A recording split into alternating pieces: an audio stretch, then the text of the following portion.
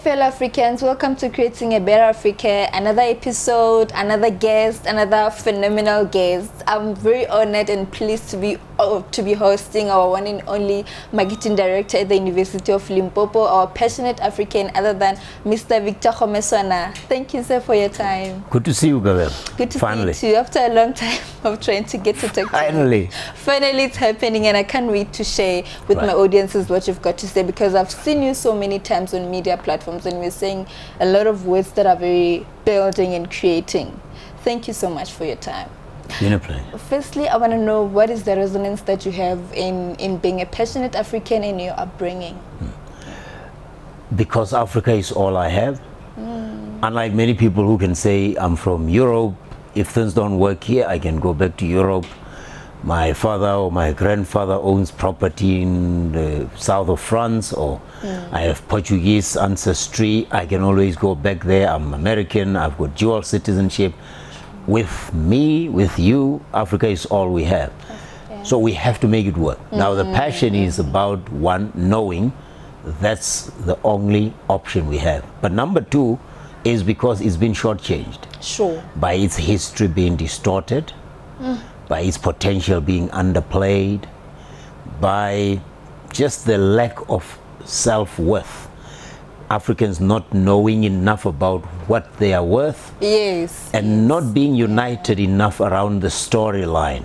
You know, when Hitler is known to have said, if you tell the same lie over and over and over, it becomes the truth. Sure. Now, Africans have been told the same lie over and over about how they are not worthy, that they have started believing that, and now to make them not to believe that they are actually not inferior is a mission. And that's why I keep repeating the same message, because it's not going to take one or two or three instances of saying that. You've got to say it over and over until that's the only note they hear. Sure. And in Africa is all that we've got. I just want to know, what evokes you there for African wellness? Is it because we don't know much of our worth, or is it? It is exactly that. I mean, so knowledge to me is primary. I'm a teacher by training. I'm a writer, as you know. I'm a professional speaker. So I can't go out there and start running my mouth unless I know what I'm saying is either factual, it's valid, it's true. But it's not enough for me to know. It's actually important that enough people know the same truth, the same facts, so that they can unite and organize themselves for power.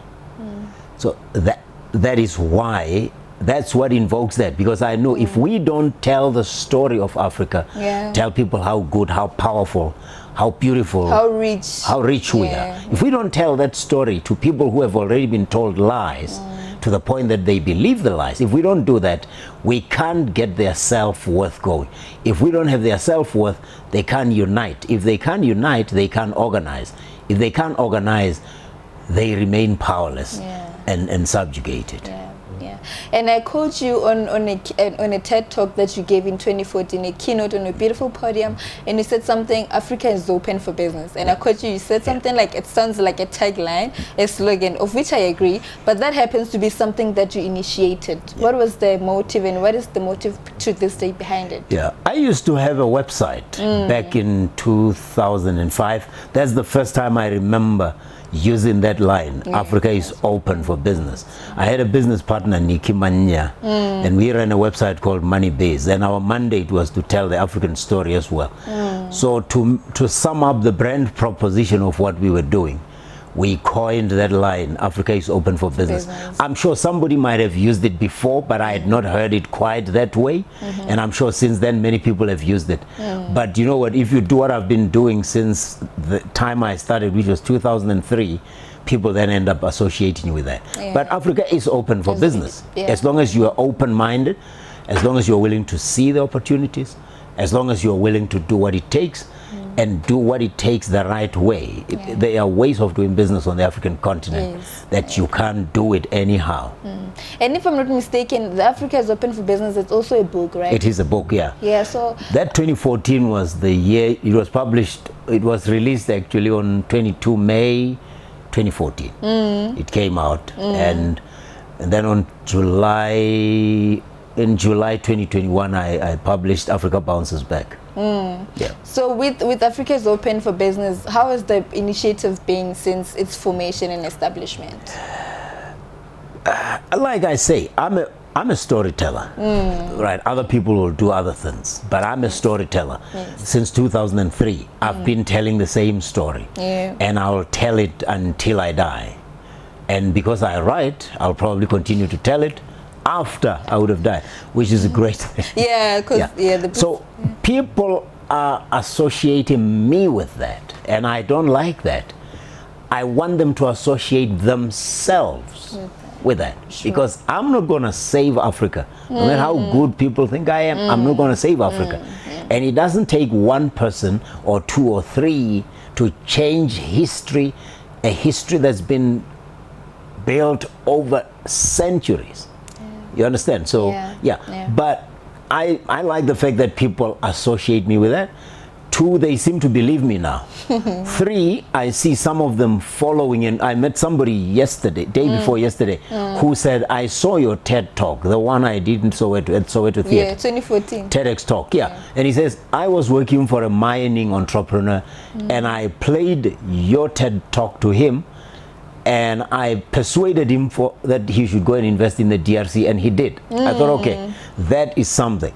But that's what I want. I want people to find out, because remember, I'm talking about this African continent because I've read about it for so long, but I've traveled a bit to the African continent, about 30 African countries that I've been to. And when you are in those countries, you realize that what you think you're going to find is not true. What you see on CNN or on BBC about starving Africans is not always the case. And that's why I encourage people to even not just read about it or listen to people like me talking, but get on that plane, go to Nairobi, see for yourself, go to Lagos. You see that there are 200 million Nigerians, and they are not selling drugs to anybody. They are hustling every day. They are working hard. They are God-fearing. They are actually decent human beings. You can't use example of a few Nigerians that you meet selling drugs and equate 200 million people to that. The reason Africa's richest man is or was for a very long time in Nigeria, Aliko Dangote, shows you that there are real business people in Nigeria. The top bankers of the African continent are from Nigeria. Tony Elumelu, Jim Ovia, those guys. You know, of course there are others like James Mwangi in Kenya, and we have great bankers in South Africa. But I'm just trying to say to people, go out there and embrace your continent. It has so much to offer. It does, it does. And like you said, you've been to many African countries. For you, how would you define the future of Africa in traversing the entire continental country? The future can only be better, because there are lots of things that aren't working on the continent. We don't always have good governance. We don't have good infrastructure, although that is changing, and changing very rapidly. You may have heard Minister Aaron Motsoaledi announcing that there are going to be 5 ports of entry and exit connecting Africa to Lesotho, Eswatini, and Botswana, and I think Zimbabwe. But these are serious ports of entry that are being upgraded to become one-stop border posts. Sure. A one-stop border post can cut in half or more the amount of time you take to go through a border post. And the minute you can go through a border post quickly, but legally, you then encourage two things that are able to make intra-Africa trade to happen. And that's the movement of goods and the movement of people. Because when people move, they do trade with one another. They check into hotels, they get into restaurants, they buy curios, they trade. And when they trade, they move goods around. And that's how this economy is going to be improving and becoming bigger. So I'm saying it can only be better because we are coming off such a low base. Sure. Yeah, but the potential for the next 50 years, Africa will still be continuing to offer the best returns. Yeah, as long as we are awakened to everything that's happening, I think well, we can people like yourself who are starting young to talk about it are the reason I have hope. Because if you are starting at your age, by the time you are my age, you would have achieved so much, you would have reached so many people with this story, and that's what we need. I received that. Yeah. the consistency to just flow with this movement. Exactly. And then how do we raise a consciousness in a fellow African that Africa is actually a place of opportunity and a fertile ground for business? Yeah, if you look at Africa is open for business or Africa bounces back, in fact, Africa is open for business, I called it Africa is open for business, but the subtext was 10 years of game-changing headlines. I saw that, yeah, yes. which means if you really just read the headlines, they will tell a story. The kinds of things that you see when you read African business headline. I focus on business because that's where everything comes together. Yes. If you just read that, you will find that there is more. If you make it your business to go on the internet and find out books that you can read, read about African icons, male and female. Yeah. You know, there was a movie called The Lion King, not The Lion King, The Woman King. The Woman King. By Viola Davis. You know that's a true story, right? Do you know? I haven't watched the movie, but I've seen the trailer. But it's not fiction. This Dahomey Kingdom is the place we call Benin today.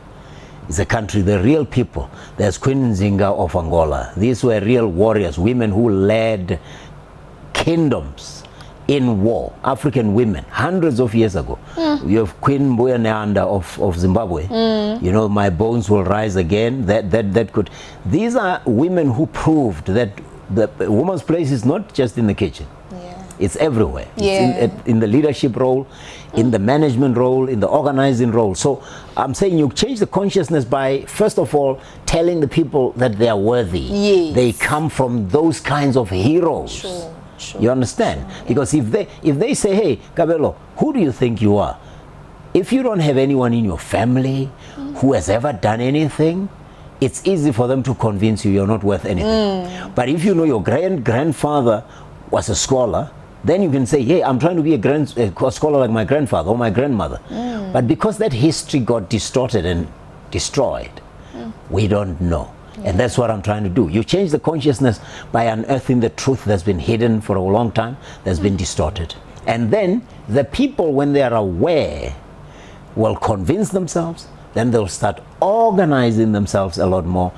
I keep emphasizing uniting and organizing. Yeah. Just knowing is not enough. You must know and decide what you're going to do. You want to take action, but unite with people who are like-minded. There are more than 1 billion Africans. Unite with those and then organize yourselves for power. Because if you're losing a game, you can't just change your result by doing the same thing you've been doing. You have to organize yourself so that the best people... Strategically, Exactly. Yeah. This knowledge is becoming too much for me to consume, but I'll have to be at ease. No. You've got it. You've got this. So as a writer, what fascinates you? Like, what quote fascinates you? No, there are many quotes. There are many quotes. But one that I think, I'll give you the quote and then I'll tell you why. Okay. Kwame Nkrumah, the founding father of a free Ghana, said two things.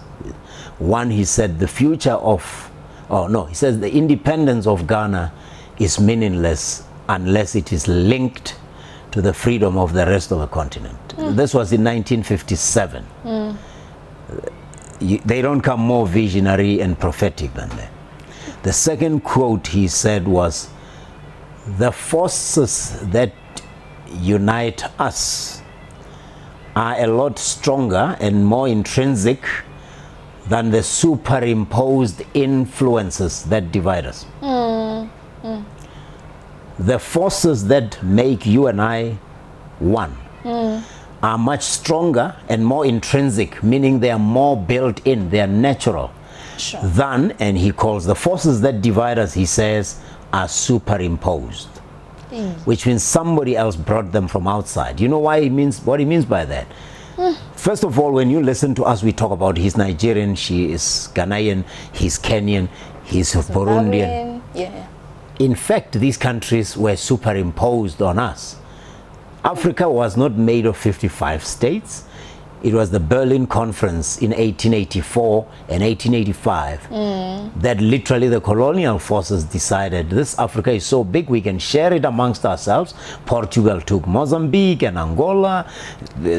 England took a whole lot of countries including South Africa, Ghana, Nigeria, Kenya, and then countries like France took the Belgium took DRC, but they were dividing. They were literally drawing the map of Africa. If you go to the original map of Africa, you'll find kingdoms like the Ashanti Kingdom, like the Mapungue Kingdom. You see where I'm going? The kingdoms were not necessarily divided into the countries. So when he says the superimposed influences, he means things like that. Religion is another superimposed influence that divide us. One of the superimposed influences that divide us. I can fight you because you are Catholic and I'm Anglican, or you are Zionist, I'm Baptist, and you're Pentecostal, and I'm Muslim, I'm Hindu. Those are also superimposed, because in the end, when these people you worship, they're all submitting to a superior being. And then of course people will divide us according to rich or poor, fans of Orlando Pirates and Kaizer Chiefs on Al-Ahly, and while we are fighting amongst ourselves according to who's Zimbabwean, who is South African, who's Kaizer Chiefs, who's Al-Ahly, who's Young African, who's Simba, who is Sante Kotoko, who's Hearts of Oak, while we are fighting, as George Cullen said, the rich just keep running off with all the money. Wow. I heard that. So, like you said in the beginning, that Africa is such a rich continent. How do we utilize and live in our richness? We have to know how things work. We have to know how things work. So, knowing how things work means understanding the worth. Do you know that Africa's Ghana and Cote d'Ivoire, Ivory Coast, these are two neighboring countries. Together they produce more than 65% of the world's cocoa production. A whole African country. You know what cocoa does? It goes into making chocolate. Sure. But where are the companies that make chocolate? They're in Switzerland, they're in France. It's knowing how things work. Not only that, by the way, another byproduct of cocoa, once you've taken the coffee out, the chocolate out, you can say is shea butter, which is a much more organic skin product. But it's about knowing how things work.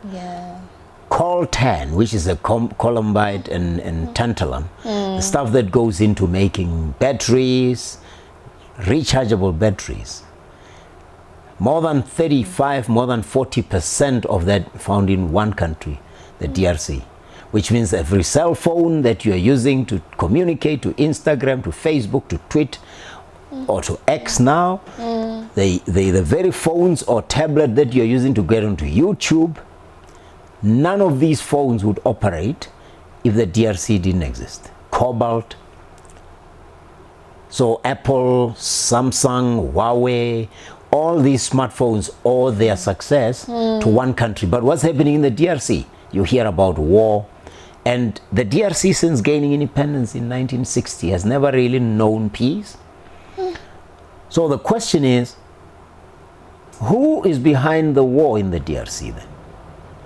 If the minerals that are in there are going into making phones for American companies like Apple, Samsung, which is a South Korean company, Huawei, which is a Chinese company, and all these other manufacturers, Hewlett Packard, and American, who is behind the war then, or who benefits from it?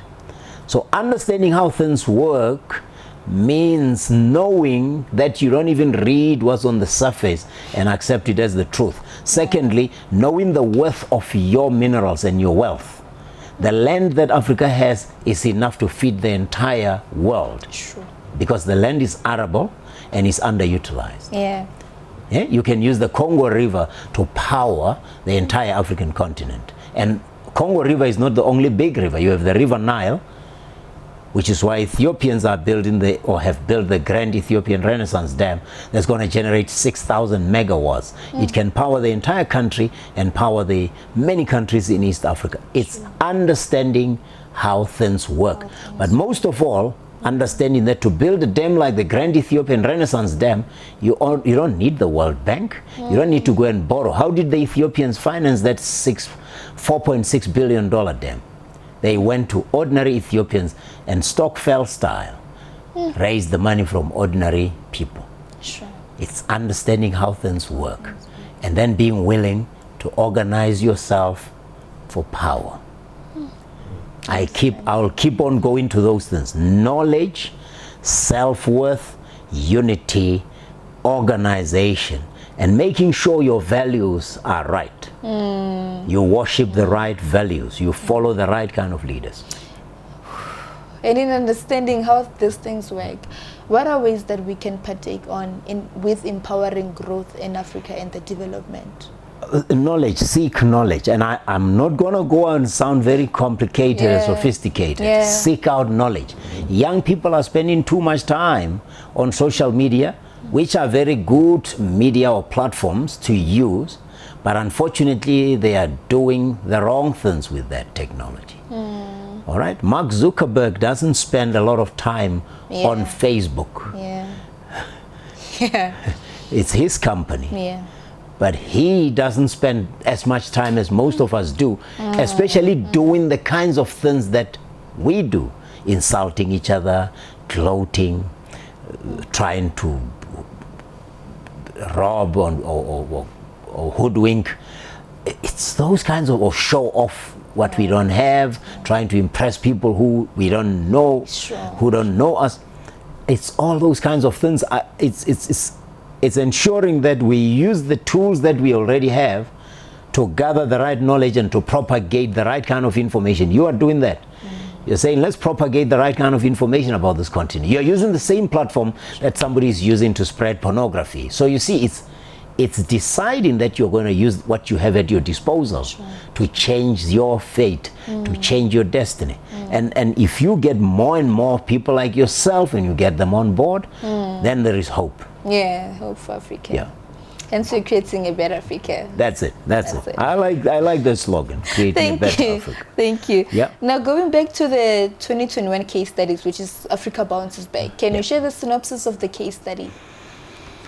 Okay, it's 31 chapters, but some of the chapters are, the first chapter I like, the first two chapters I like because they summarize what we are about as Africans, or our lot. One is called China versus US. And then it says choose sides. And the point there is China is a threat to the United States because the United States being the biggest economy, but it knows that it won't be for long. And people like Donald Trump, when he was running the United States, just started this war on China unwarranted and started accusing them of spying. He accused Huawei of spying on America. And in that process started telling American companies like Google, Facebook not to preload themselves onto Huawei phones. And that forced people who were using Huawei, which is a Chinese manufactured company, phone, to not buy them. Many people who were using Huawei, which is much cheaper and just as competitive, started moving away because they thought it won't have Google, it won't have Facebook. That is China versus US. It's got nothing to do with us. But Donald Trump managed to help Apple, which had fallen into third position and fourth position, to move back into second position behind Samsung by just creating this conflict. There are so many things. You hear people tell you about how China is colonizing Africa. And then you want to ask them, well, but you colonized Africa too. When you were colonizing, was colonizing others right or wrong? And why are you talking now? So that is the one chapter. The other one is also France against the UK.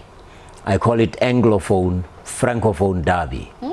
That France is trying to be as powerful as the UK on the African continent and is growing. They call it La Francophonie. And because there's the British Commonwealth, the Francophonie is the French Commonwealth. And you know how Africans love to say we are French speaking, we are English speaking, and believe that by speaking better French and speaking better English, they're actually more superior. Sure. Now, that's a victory for France and the UK. So there are those, but then there are countries like there's one about the DRC, I call the DRC Center of the Universe, which highlights how rich the country is and how it continues to be shortchanged. There's something about Abiy Ahmed, the leader, the Prime Minister of Ethiopia. Somebody you hear about, people talk about how he's perpetrating all kinds of cruelties and war crimes in the Tigray region. I say, wait a minute. Find out what the man is about.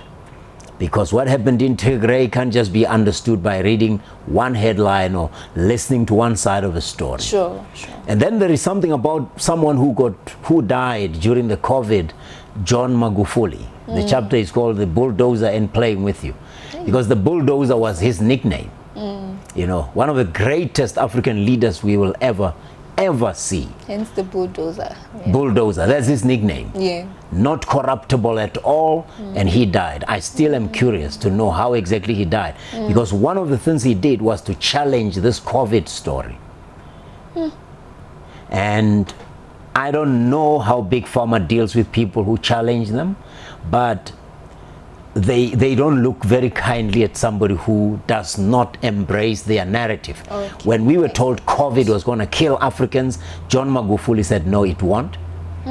To the point that when there were no cases of COVID in Tanzania, there were claims that he is hiding the statistics, which means they were accusing him of not telling the world that there were people dying of COVID.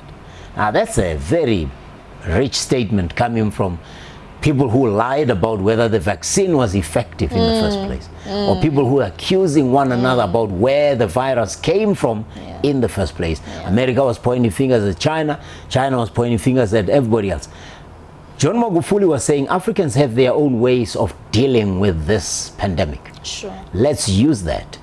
And he was talking about, among other things, COVID organics, which is made of a plant called lengana in South Africa. Lengana, The Max Planck Institute in Germany proved that lengana can be effective against some of the symptoms of COVID. A Chinese woman had already won the Nobel Prize for medicine way back for treating malaria symptoms with lengana. And malaria symptoms and COVID symptoms were not that different, right? Including the respiratory complications and all that. Sure. Now, wasn't it disappointing that African countries did not on a formal level embrace lengana, or at least say, let's go and find out? It had to take a German Max Planck Institute to talk about it before they took it seriously. But meanwhile, the lockdown was there. There are many chapters there that you can read about Cote d'Ivoire and the chocolate factory, which is Cote d'Ivoire and Ghana, because they said to the world, we are going to charge the prices for our cocoa that we believe are fair. Then Ethiopia, the Grand Ethiopian Renaissance Dam, the conflict between Ethiopia and Egypt because of the dam that was built. So there's a chapter about that. There are many chapters, and my friend Tebei Kalafing, a marketing guru, wrote a bonus chapter about African brands. So it's a selection. You don't have to read from chapter 1 to chapter 31. You can pick any chapter that excites you. But I can affirm it's definitely a life-transforming case study. It's about the resilience of the continent, that even if you put Africa through anything you want to put it will bounce Africa back. Will rise. That's why it's Africa bounces back. Yeah. So in that say, I wanted to know, should a young Africa let their background define their fate or future? Should young Africans let their backgrounds define their fate? Not a chance, no. Where you come from, you had no choice. You have no choice about where you were born, how you were born, or the circumstances into which you were born. The circumstances into which you are born are not within your control. Sure. But how you respond, how you react, that's entirely up to you. And if you let your background define your future, then you would say Nelson Mandela should have been never allowed to be president. Yeah. You are saying Iman, the great model from Somalia, should never have been the great model that she is. You are saying Master KG, a boy from Limpopo should never have made that world-beating hit. You are saying Kim Monada from Bolobedu should not have been the man to get people to do their Idibala dance.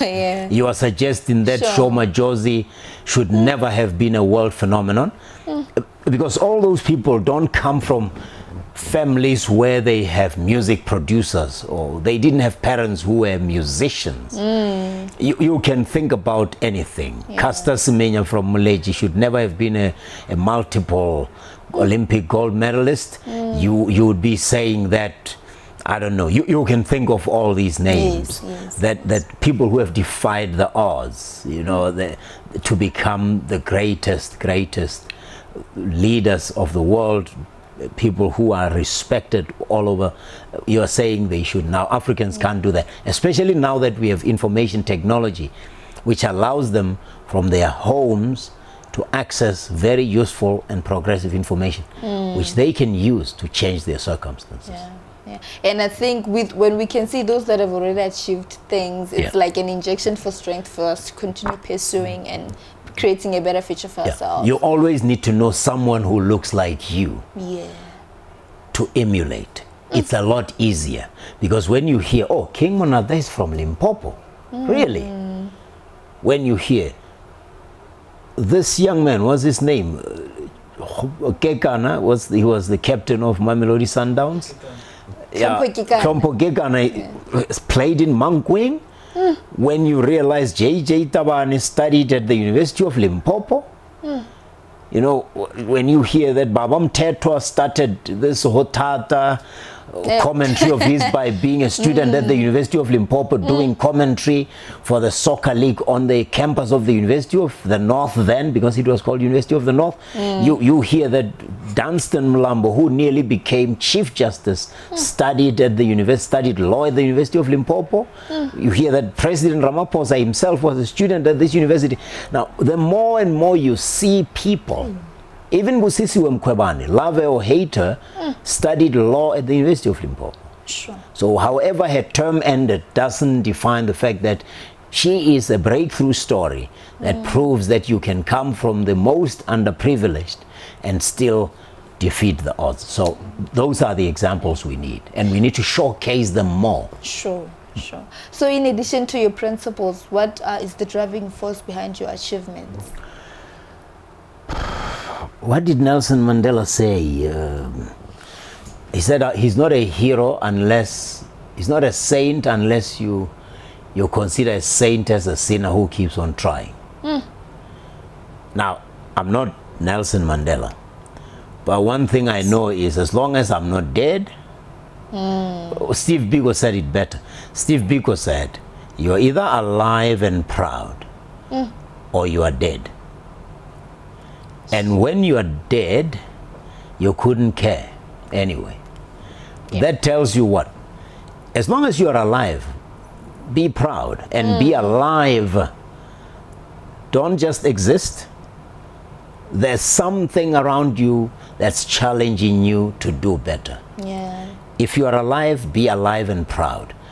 One day you'll be dead and then you won't care. But as long as you're alive, that's me. I can't be the same today, tomorrow. But most of all, I've got to tell you, I grew up also in a village around Limpopo called Mashite, you know. Ampatlele there. And my life was not exciting. I was a head boy. I looked after sheep and goats. And I remember my father said, you know, if you get miserable because your life is not exciting, you're spending time in the field, chasing after goats and sheep, you're going to lose an opportunity. He said, if I were you, I would take a book while I'm out there and start reading. That was my first connection with books. And when I see how I've become a writer, I realized maybe if I hadn't been introduced to books then, I would not have done that. So it's that dreaming. In 1979, when I was 11, I remember reading a speech out of a play by Shakespeare. And I had, oh, what a great speech. And I said, I want to be like this guy. Mark Antony's funeral speech. And from 1981, I was at Khwaratlo Secondary School in grade 9. Yeah, it's Khwaratlo. Oh, Kgoratlo. Yeah, there's Khalatlo, there's Kharatlo, Yes. but that one is Khwaratlo. Okay. And I started debating, and that's how I became the public speaker that I am. It's dreaming about something. If you stop dreaming, you might as well die. And the dream won't die. Yeah. You will die. You. The dream won't die. And then one of my favorite poems is Sum of Life by H.W. Longfellow. It talks about that. Tell me not in mournful numbers. Life is but an empty dream. It says, your heart inside you tells you, do not tell me that life is hopeless. For the soul is dead that slumbers.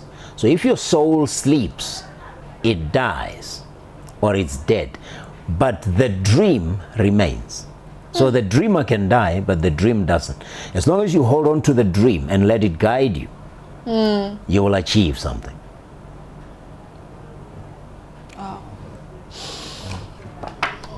Are you getting moved now? At least I'm achieving something. You are, definitely. So I wanted to check with you, do you still get to juggle presenting, because I've seen something like your media career there. Yeah. Do you still juggle presenting, broadcasting, producing a major appointment in this beautiful university that's creating solutions for Africa? Yes, and that's why we also built the Inside UL, the podcast. Oh, okay. Because I just know that I can't save the world, you understand? Remember I talked to you about uniting and organizing? Yes. Organizing means creating structures and platforms for young people to express themselves. So our Inside UL is almost 100%, not 100%, but almost 100% students who are in media studies. And that's the idea.